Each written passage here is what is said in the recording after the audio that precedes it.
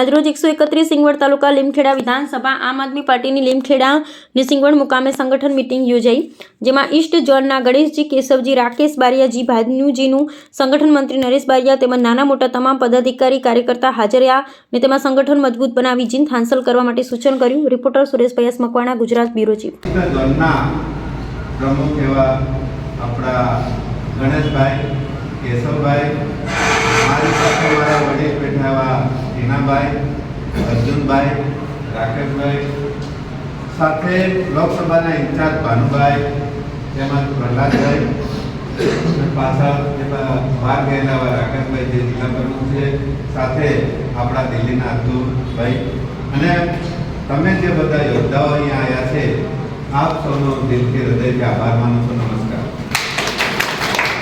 હવે ઘણી બધી વાતો થઈ કે બધું જ લેસન તમને આપી દીધું, બધી વાત છે કે મારે વધારે કશું કહેવું નથી, પણ મારે એટલું જાણવું છે કે હાલ આપણે ચીલાકોટા જિલ્લા પંચાયતના કેન્ડિડેટ અત્યારે અહીંયા ઉમેદવાર જે લડવા માંગો છો એ કેટલાથી ઉભા થાય? આખી જિલ્લા સીટ? હા, ના, તાલુકા પંચાયતના નહીં, ખાલી જિલ્લા પંચાયત સીટ લડવા માંગતા હોય.